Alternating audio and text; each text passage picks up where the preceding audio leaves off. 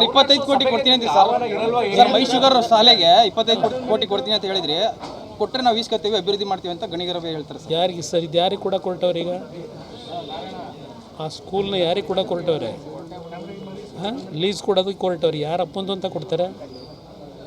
ಪಾಪ ಹಿಂದೆ ಪುಣ್ಯಾತ್ಮರು ನಾವಿನ್ನೂ ಹುಟ್ಟೇ ಇರಲಿಲ್ಲ.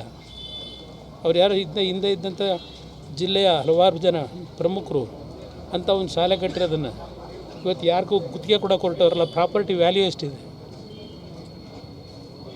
ಯಾರಪ್ಪಂದು ಅಂತ ಕೊಡ್ತಾವ್ರವರು. ಇವತ್ತು ಅದಕ್ಕೆ ಏನು ರೂಪರೇಷೆ ಸಿದ್ಧ ಮಾಡಬೇಕು, ಎಷ್ಟು ಕೋಟಿ ಬೇಕು ಕೊಡೋಕ್ಕೆ ತಯಾರಾಗಿದ್ದೀನಿ ಅಂತ ಹೇಳಿದ್ದೀನಿ. ಹೌದು, ಕೊಡ್ಲಿಕ್ಕೆ ತಯಾರಾಗಿದ್ದೇನೆ.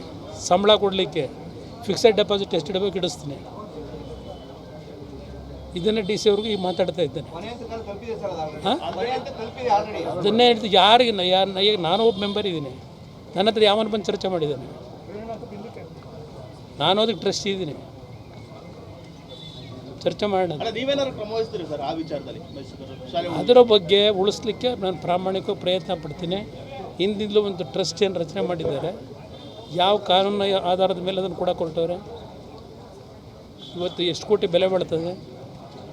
ಯಾವ ಆಧಾರದ ಮೇಲೆ ಕೊಡ್ತಾ ಇದ್ದೀರಿ? ನೋಡೋಣ, ಅದು ಏನು ಮಾಡಬೇಕು, ಜನಗಳ ಜೊತೆ ಚರ್ಚೆ ಮಾಡ್ತೀನಿ.